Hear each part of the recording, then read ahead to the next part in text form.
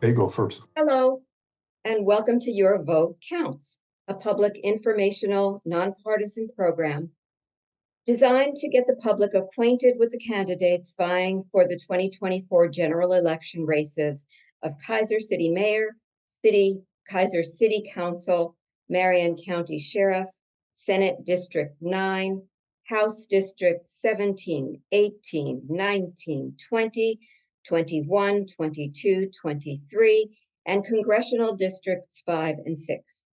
These interviews come to you through the producers at Capital Community Media, with collaboration on questions and moderators from the American Association of University Women and League of Women Voters, Marion and Polk counties.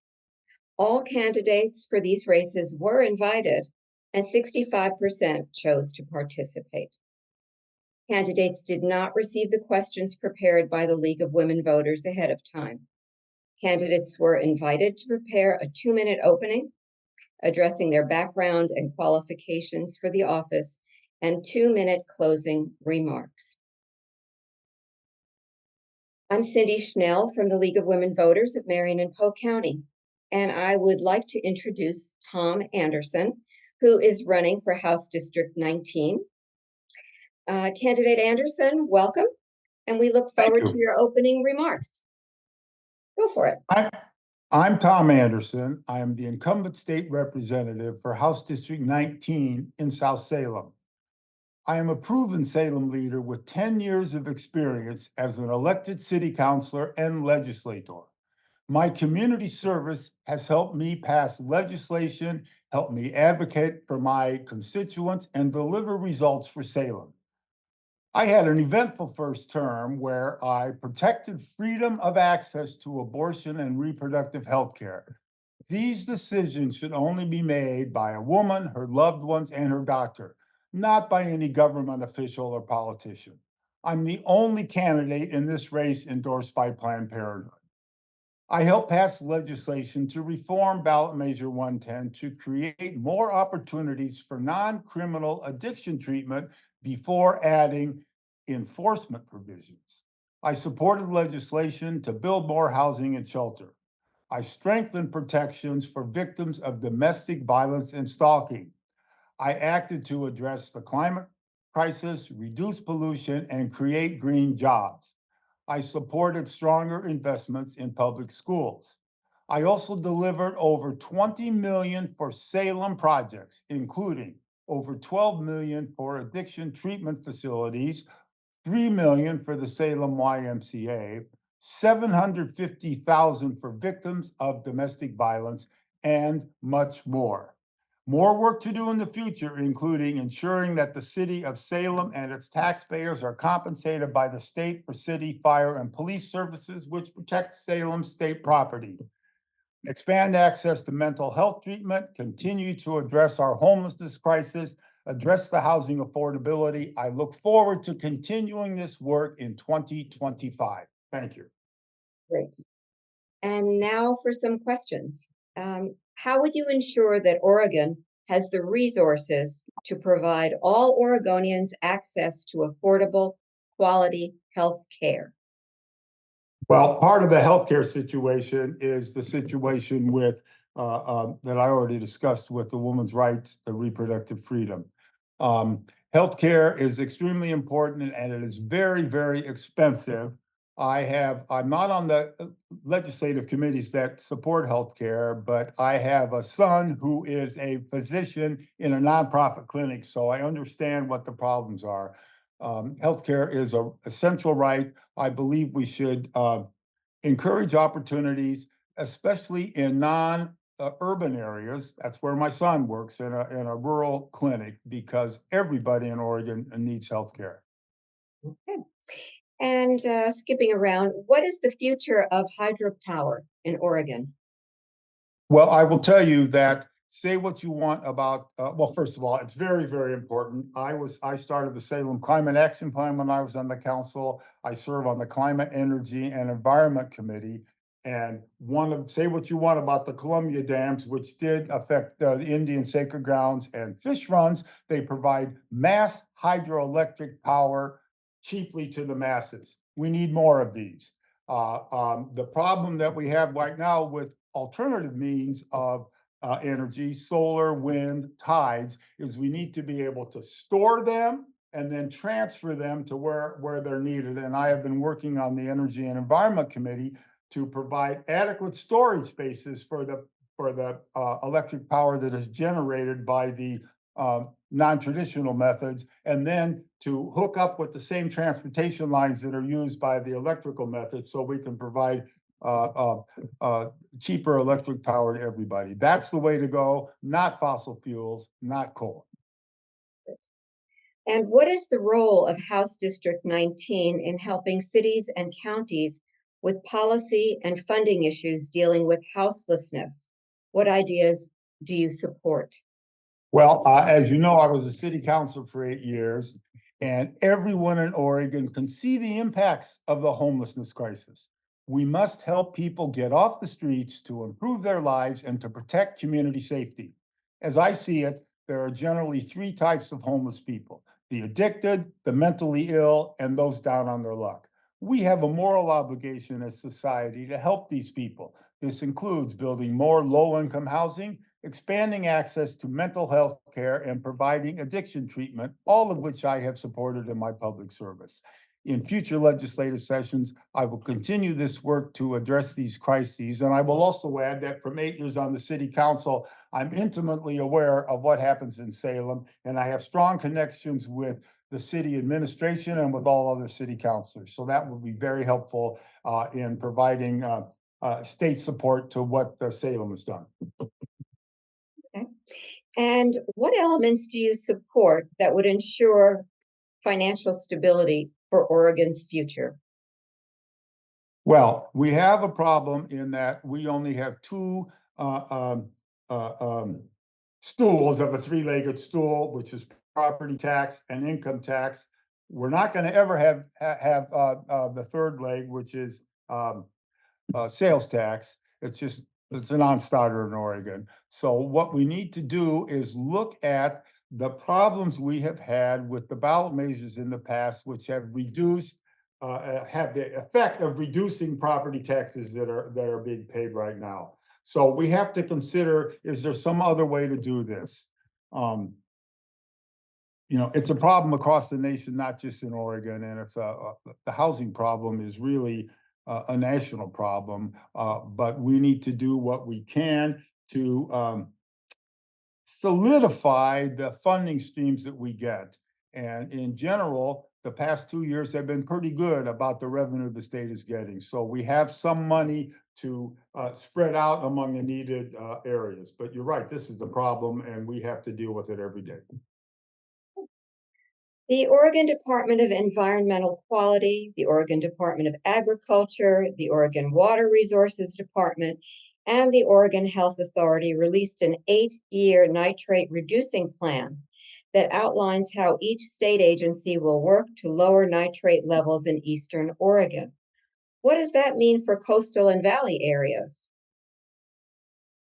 I will tell you that I serve on the Water Caucus. I was just at a meeting of the Water Caucus today. It's an informal group, and it is headed by a hay farmer from Eastern Oregon and someone who lives on the coast. So we look at all those problems, and we've got to allocate the water across the entire state, and we need to do it in a uniform way. The fact that the valley has more water is not something that we should be hoarding. I understand about nitrates, and because what happens is they leach into the rivers and the water system. So I know we can't treat all nitrates right now, but there are things in the development that will help treat nitrates.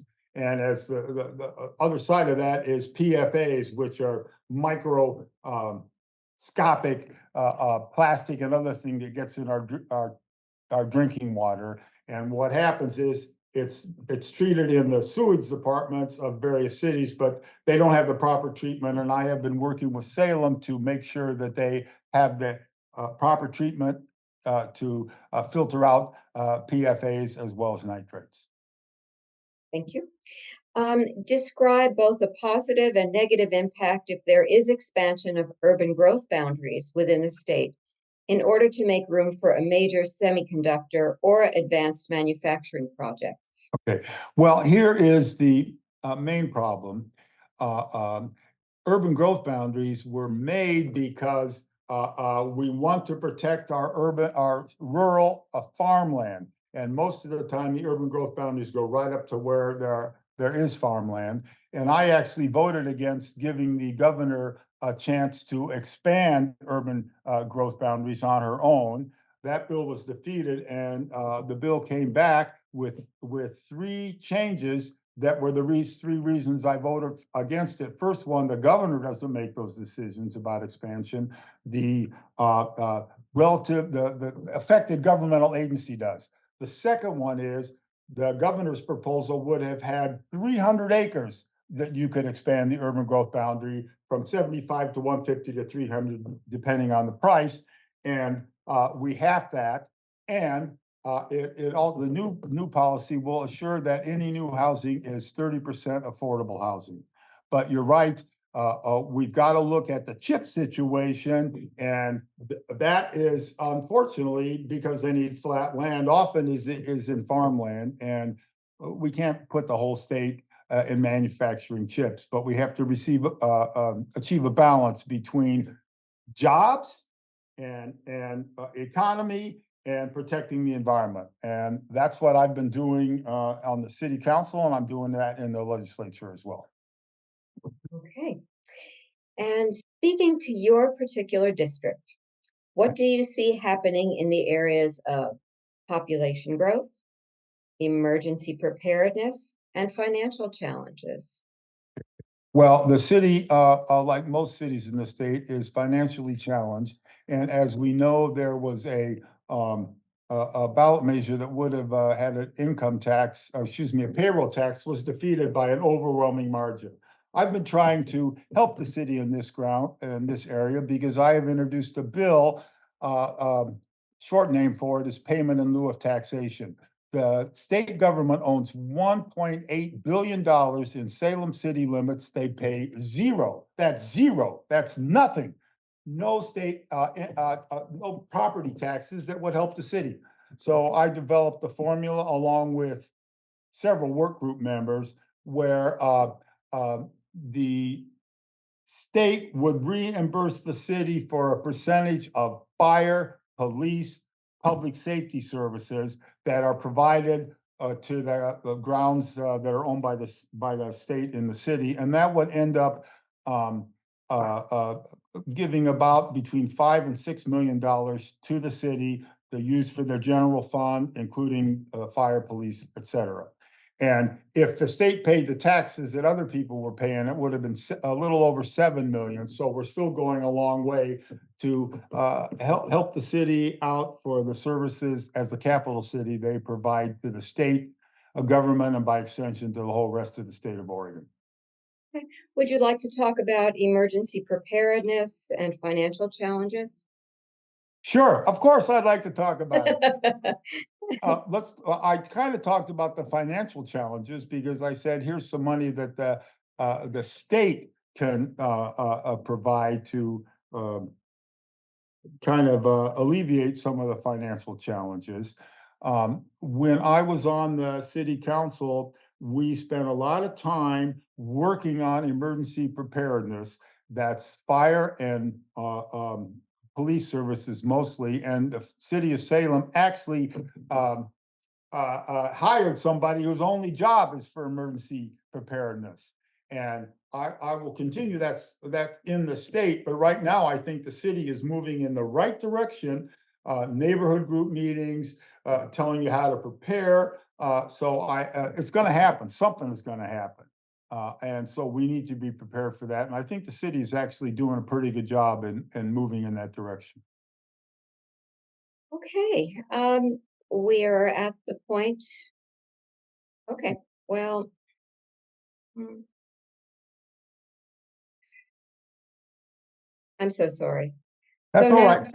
you're invited to share your 2 minutes of your closing comments about your goals for the office, should you be reelected, or other remarks you wish to share. Please also share your contact information so the public can reach out to you.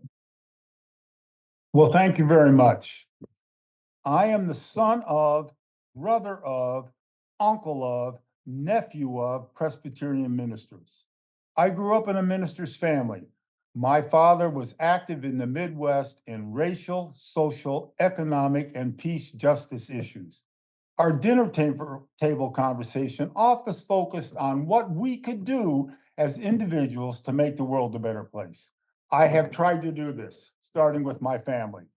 I wanted each of my boys to understand that they are part of a larger fabric in this country. That is why I sent them both to Spanish immersion school for 12 years so they would be able to relate to segments of our society different than they are. Both of my boys, a lawyer and a doctor, speak Spanish to their clients and patients every day. Expanding from my family, I served on the transit board and neighborhood groups in the city of Eugene. Upon moving to Salem, I joined the SCAN neighborhood group and served 2 terms as its president. After my neighborhood group services, I was approached to run for city council, which I did. I served 8 years on representing Ward 2, and it was a natural progression to move on to the legislature to continue to make the world a better place. You can reach me at, let me first say thank you for giving me the opportunity to serve you people of Salem. I look forward to continue to serve the people of Salem and the state of Oregon in the next legislative session and beyond. Here's where you can get to me. Elect Tom, or Tom at electtomandersen, spelled SEN.com. You can, that's my email. My websites are Elect Tom Andersen on Facebook and on Instagram. And I hope to receive your support by voting for me by November 12th. Thank you very much. Great. Thank you, candidate Andersen, for our interview today and for sharing your thoughts. Thanks to Capital Community Media for their extensive technology and producer skills used to create this program. Thank you to the League of Women Voters of Marion and Polk Counties for the design and preparation of the program. And thanks to you, the public, for watching in order to become an informed voter. For more local, state, and national voter information on candidates and ballot issues, visit vote411.org after September 30th, when candidate data is posted. You have until October 15th to register to vote or to make changes to your registration. Ballots go out October 16th and will be accepted and counted if postmarked before or on November 5th. Elections matter. Remember to vote because your vote counts.